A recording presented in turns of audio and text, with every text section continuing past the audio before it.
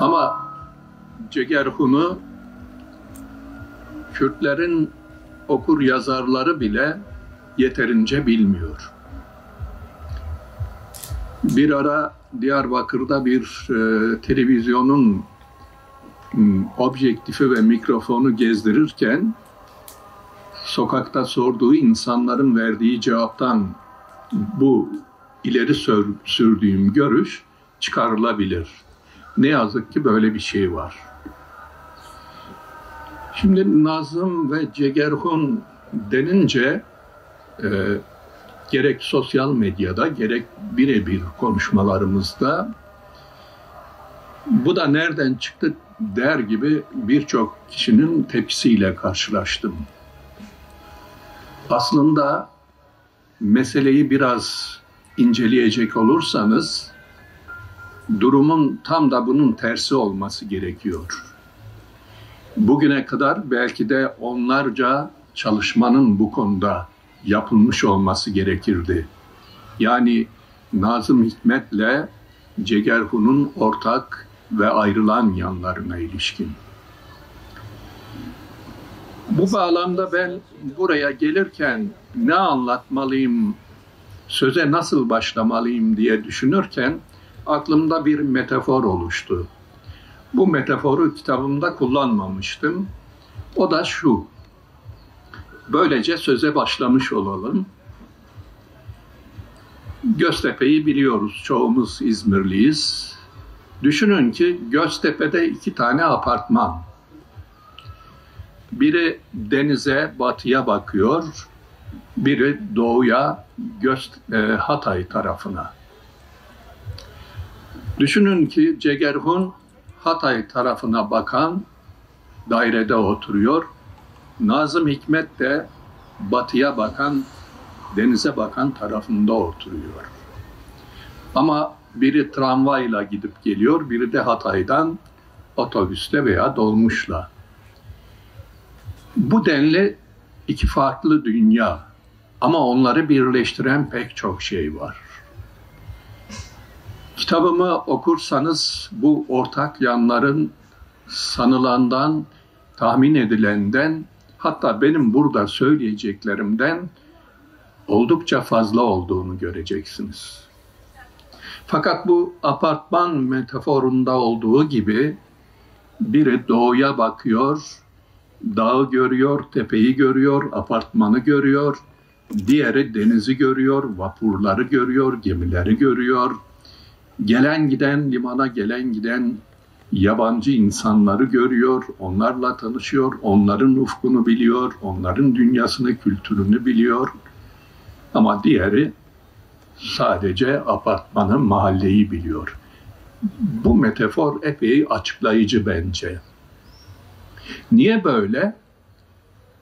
Yaşamlarına, toplumlarına, kültürlerine, dillerine bakarsanız neden böyle olduğunu çıkarıyorsunuz. Tam da Kürtlerin Orta Doğu'daki konumunu ifade edebilecek konumuyla ilgili bir durum. Nazım'ınki de öylece Türklerin durumuyla, konumuyla ilgili bir durum. Nazım neredeyse Cegerhun'un dünyasına hiç dönüp bakmamış. Beni bu çalışmaya yönlendiren etmenlerden biri de buydu. Zaten bu konu şöyle böyle 60 yıl kadardır tartışılıyor. Nazım Hikmet'in özellikle Kürtlere karşı ilgisizliği, hatta kayıtsızlığı. Dünyanın dört bir yanındaki direnişlere, etnik kültürlere, etnik toplumlara ilgi göstermiş, şiir yazmış, sahip çıkmış, sorumluluk duymuş, yükümlülük duymuş, görev yüklenmiş bir insanın kendi coğrafyasındaki insanlara, o insanların trajedisine ilgisiz, hatta ilgisizden öte kayıtsız kalmasının nedeni 60'lardan başlayarak sorgulanır oldu. Fakat burada bir perspektif darlığı vardı. Genellikle bu eleştiriyi, bu sorgulamayı yapanlar Kürtçe üzerinden yapıyor, Kürtler üzerinden yapıyordu. Doğrusu Nazım Hikmet'in meselesi sadece Kürtler değildi aslında. Ama o konuda da bir sınırlama vardı. Bu konuda eleştiri getiren edebiyatçılar, araştırmacılar, şairler zaman zaman Nazım Hikmet'in hak etmediği ithamlarda da bulunuyorlardı. Onu şoven, ırkçı, kuvvacı ve benzeri ifadelerle niteliyor, suçluyorlardı. Dolayısıyla benim de Nazım Hikmet'le ilgili ve Cegerhun'la ilgili bir çalışmaya yönelişimde bu bir etken oldu. Aslında bu çalışmayı, yani elimdeki kitabı yazmaya koyulurken niyetim bu değildi. Beni etkileyen amacım şuydu, beni etkileyen 8-10 tane edebiyat tarihinden önemli şairi yazmak istiyordum. Bunlardan bir kitap oluşturmayı düşünüyordum. Birer makale olacaktı. Hafız'ı yazdım, Mevlana'yı yazdım, Nedim'i yazdım, Yunus Emre'yi yazdım. Geriye Ömer Hayyam kalmıştı, Nazım kalmıştı, Cegerhun kalmıştı. İşte bu dediğim nedenle Nazım Hikmet neden Kürtlere ilgisiz, kayıtsız kaldı tartışmaları dolayısıyla bu iki şairi birleştirip birlikte yazmaya karar verdim. Yazmaya koyulurken sonuçta vardığım yerde karşılaştığım manzarayı tahmin etmiyordum. Karşılaştığım manzara beni de açıkçası şaşırttı. Araştırma sürdükçe, devam ettikçe biraz daha şaşırdım. Neden? O kadar çok birbirlerine benziyorlardı ki. Neydi? İkisi de şairdi. İkisi de çok iyi şairdi. İkisi de halklarının davasını güden şairlerdi. İkisi de devrimciydi, ikisi de sosyalisti, komünisti, ikisi de Komünist Partisi üyesiydi. Nazım Hikmet TKP'nin üyesiydi. Cegerhun da Suriye Komünist Partisi'nin üyesiydi.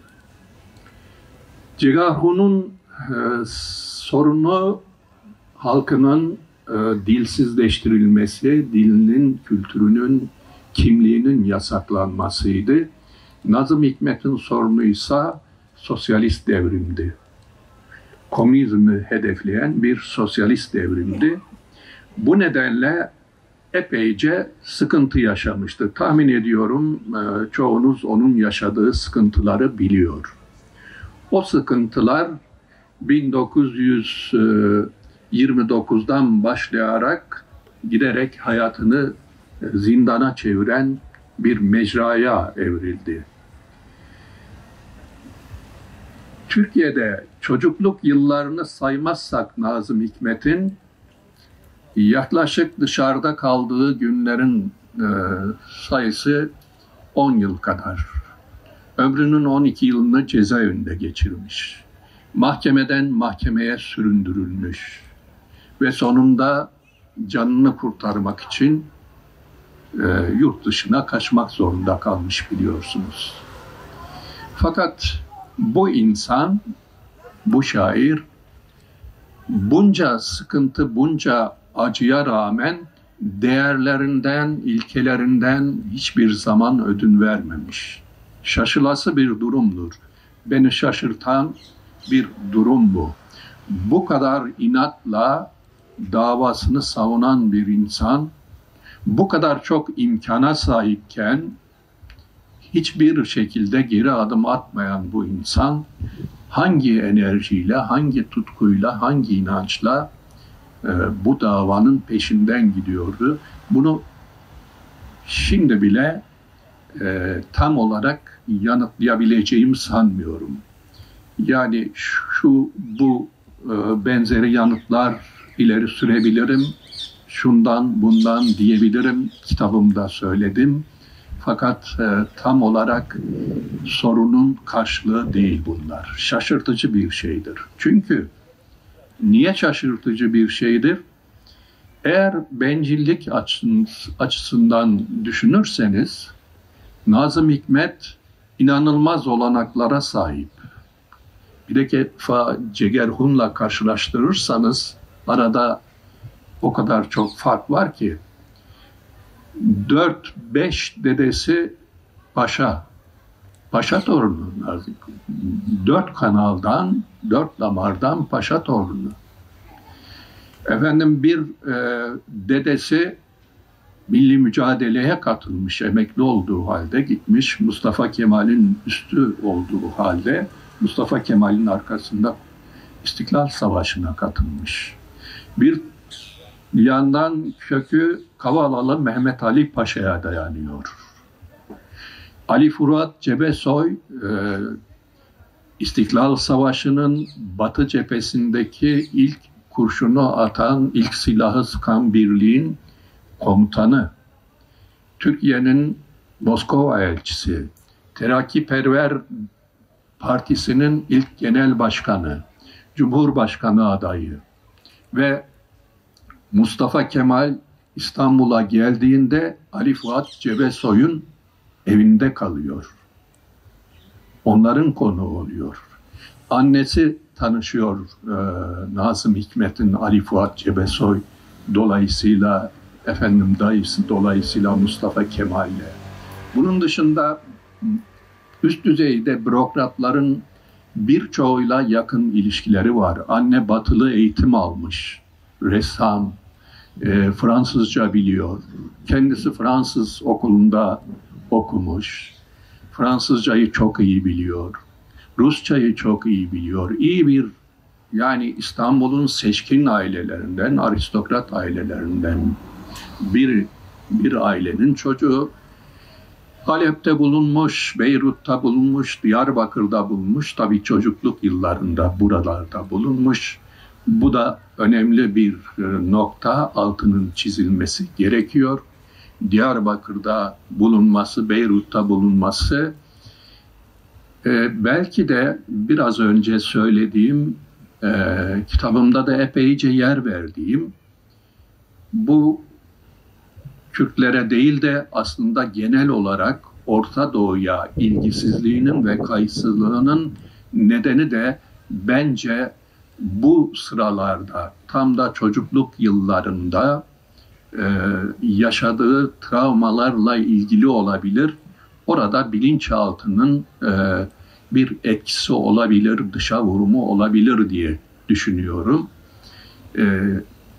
Nazım bu kadar geniş, bu kadar aristokratik denebilecek bir aileden gelirken Cegerhun onun tam tersi. Nazım Hikmet Selanik'te doğmuş. Selanik o zamanlar İstanbul'un bir eşi kent. Hem demografik yapısı bakımından hem de politik ortam bakımından neredeyse İstanbul'a eşdeğerde bir kent. Orada yetişmiş. Sonra İstanbul'da Deniz Harp Okulu'nda okumuş bir adam. Cegerhun'a gelince Gercüşlü. Şimdi sözümün başında Nazım Hikmet'i hemen Türkiye'de önemli bir nüfus bilirken, okur yazarların hemen hepsinin bildiğini söyleyebileceğimiz kadar yaygın bir tanınmışlığı varken, Cegerhun Gercüşlü, biliyorsunuz Selanik şu anda Türkiye sınırları dışında, Gercüş Türkiye sınırları içinde. Buna rağmen Cegerhun tanınmaz, bilinmez. O apartman metaforunun burada da ifade edici, kapsayıcı olduğu ortada. Ama Cegerhun belki zorunlu göç denmeyebilir, belki gönüllü göç denilebilir. Gerçi henüz misak-ı milli sınırları çizilmeden Gercüş'ten Suriye'nin Amude kentine gidiyor. oraya yerleşiyor. Yoksul bir aile çocuğu medrese eğitimi alıyor. Daha çocukluk yaşlarında babası vefat ediyor. O güç şartlarda hayatını kazanmaya çalışıyor. Medreselerde okuyor. Diyarbakır'da bir medresede okuyor. Sonra tekrar Suriye'ye dönüyor. Ve Suriye'de ilkin o medrese eğitimi çerçevesinde şiirler yazıyor. Kürtçe şiirler tabii yazıyor. Sonra Havar dergisiyle karşılaşıyor, tanışıyor. O kadronun içinde yer alıyor. Havar dergisini,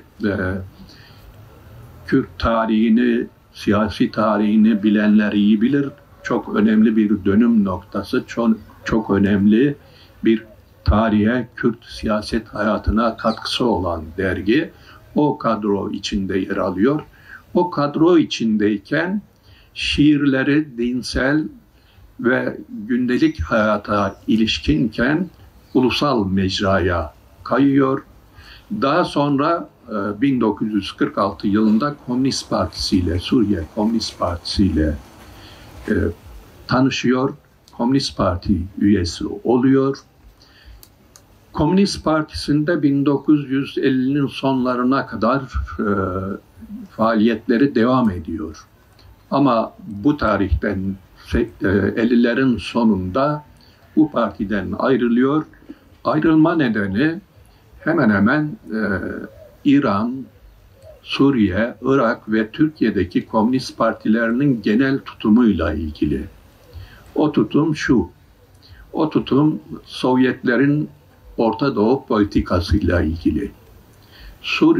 Sovyetler Orta Doğu'daki dengeyi kendi politik çıkarları açısından korumak adına hem Türkiye'deki iktidarı destekliyor hem de Suriye, İran ve Irak'taki iktidarları destekliyor.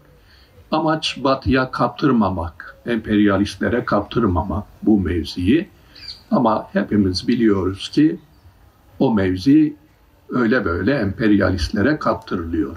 Bu arada güme giden tabii ki Kürtlerin hakkı, hukuku, özgürlüğü, kültürü, değerleri oluyor. İşte bu noktada Kürtlerin ya da Kürt cephesinden bakarak Nazım'ı eleştirenlerin haklılığı ortaya çıkıyor. Çünkü bir halk bu süreçte yok sayılmış, bütün değerleri yasaklanmış, dili yasaklanmış, kimliği yasaklanmış, kendi değerlerini oluşturması, hatta edebiyatını oluşturması benim açımdan ve benim gibi edebiyatı çok özel bir alan, özerk bir alan olarak görenler için, insanlık adına özerk bir alan olarak görenler için en önemlisi Kürtçe edebiyatın gelişmesi bu süreçte bu nedenle engellenmiştir ve Sovyet politikası bunu görmezden gelmiş ya da gözden çıkarmıştır. Orta Doğu'ya bir de biraz önce söylediğim gibi o çocukluk yıllarında yaşadığı travmanın etkisiyle olsa gerek, o bilinç altından kaynaklı olsa gerek ki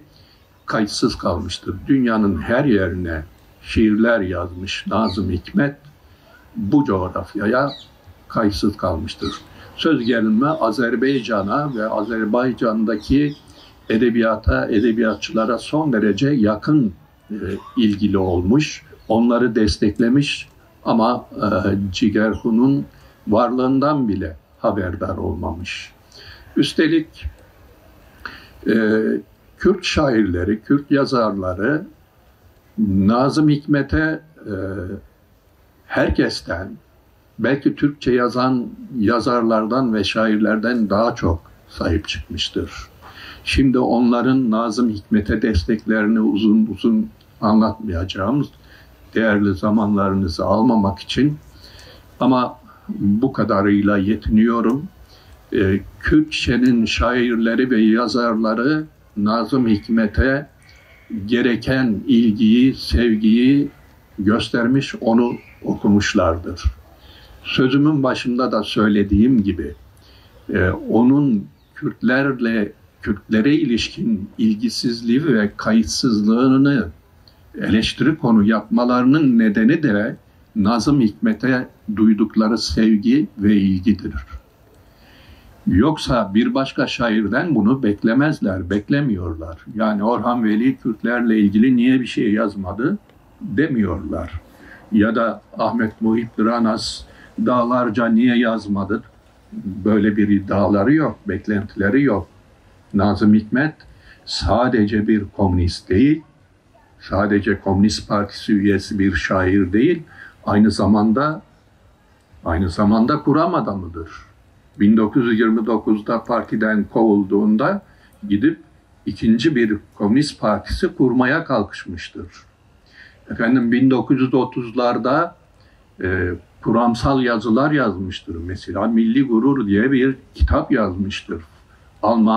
İtalyan faşizmine karşı olması gereken tavrı belirlemek için TKP'nin veya komünistlerin, sosyalistlerin tavrını belirlemek için böyle bir kitap yazmaya kalkışmıştır. Sadece bu değil, özellikle edebiyat alanında hemen hemen edebiyatın her alanında örneğin Kemal Tahir, Orhan Kemal, hatta resim konusunda Balaban gibi tanıdığımız ünlü kişilere bile hocalık yapmış, yol yöntem göstermiş, eserlerini eleştirmiş. Cezaevinden, Sovyetlerden bile, Moskova'dan bile Türkiye'deki Türkçe edebiyatın gelişmesi için ne yapabiliyorsa onu yapmış. Nazım Hikmet'in bir buraya varan yani Kürtçe edebiyatçıların, Kürt cephesinden bakanların Nazım Hikmet'in Kürtlere ve Orta Doğu'ya ilgisizliğine yönelik eleştirilerinin bir başka boyutu da Nazım Hikmet'in Türk kimliğiyle ilişkisi. Bu ilişkiyi çok önemsiyor. İşte Kuvayi Milliye'yi bu ilişki bağlamında yazıyor. Bedrettin Destanı'nı yazıyor, yazmakla yetinmiyor. Orada bir sorunla karşılaşıyor. Kendi içinde bir muhakemeye sürükleniyor. Bedrettin'i Türk yapmak için kitabın sonuna, tam da kitabı matbaaya verdikten sonra aklına geliyor ve sonuna Milli Gurur diye bir bölüm ekliyor. Orada Bedrettin'in Türklüğünü ve Türk olmasıyla övünülebileceğini anlatmaya çalışıyor. Bu da doğrusu tıpkı ötekinde olduğu gibi benim yanıtlamakta eksik kaldığım, verdiğim yanıtların beni de tatmin etmediği bir konu. Enternasyonalist bir insanın, dünya vatandaşı olan bir insanın, dünyanın her yerine laf yetiştiren, söz yetiştiren, şiir yetiştiren, dize yetiştiren bir insanın birçok yerde de tam da enternasyonalist bir insan kimliğiyle kendini ifade etmiş bu şairin bu kimlikle bağlantısı, bu kimliğe bağı, mensubiyeti, aidiyeti bir sorunsal olarak önümüzde duruyor. Kitabımda uzun uzun bunu sorgulamaya çalıştım, anlamaya çalıştım. Ama dediğim gibi tam anlayabildiğimi sanmıyorum. Bunu da bir ölçüde şuna bağladım. Birçok nedenin yanı sıra Türk vatandaşlığından çıkarılıyor Nazım Hikmet. O da inatla ben bu ülkenin vatandaşıyım demek istiyor.